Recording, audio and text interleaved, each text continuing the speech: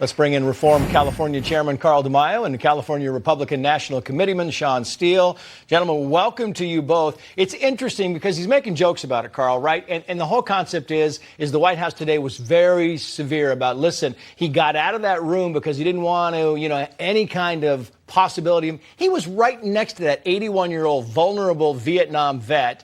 And then he left with the mask off. So you can't make jokes on one thing and then tell everybody you got to follow the rules. Yeah, one of two reasons for this. Either he's a big old hypocrite, do as I say, not as I do, or he's read the same studies you and I and Sean have read, showing that masks are absolutely no help whatsoever. Right. Doesn't help protect people. And so I don't care which it is. It's not a good look on our president, particularly since he's been so frankly vindictive. This is the same guy that stood at the White House lawn saying that unmasked, unvaccinated people were, quote, literally killing people, man. Yeah. Shameful, divisive, and certainly completely wrong. It was the pandemic of the unvaccinated for a while, Sean, until we found out you didn't stop you from spreading it or getting it. We're getting back to COVID tyranny, but it's weird. It's concerning. It's strange behavior.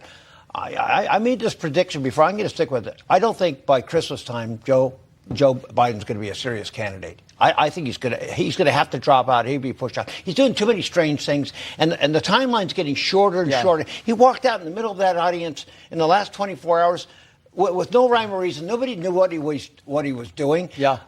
One more stumble could actually do it, but you just can't do the things that he's doing. He's having a war with Fauci. Fauci's having a war with himself. Wow. There's no sense coming out of Washington. Yeah, it really is. It's amazing. And speaking of no sense, so this is the climate scientist. His name is Patrick Brown. He wrote this in the Free Press.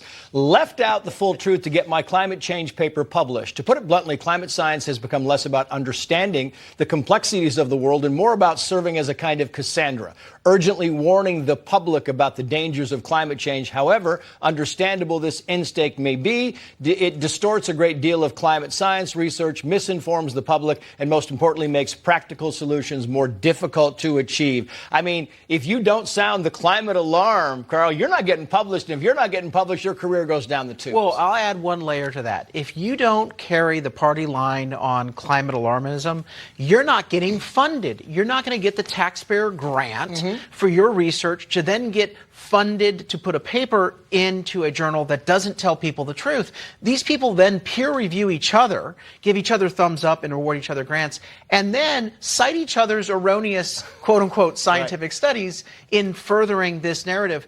I think the American people are starting to catch on that these people literally are willing to lie and omit basic facts that everyone else is pretty much seeing for themselves. Yeah, it's a club. Dr. Brown is so much fun. Johns Hopkins never had a better professor to put a spoof over the entire scientific consensus community. We know if there's thousands of scientists, there's thousands of opinions, but the groupthink is not allowing that. He's blown that up, and he's got a prestigious foundation. It's so much fun. Harvard named the worst school for free speech, scoring 0 out of a possible 100. The score is calculated based on factors including how strong the school's policies in favor of free speech and how many professors, students, campus speakers have been targeted by authorities for their speech. It goes on, but you get the message here, Carl, right? It's amazing. Yeah, but take a look at the pattern here. Liberals say, do as I say, not as I do. They say that they're for free speech, yet they crack down. They say they're for embracing people and diversity and tolerance, yet they're the most bigoted, tolerant, and frankly racist people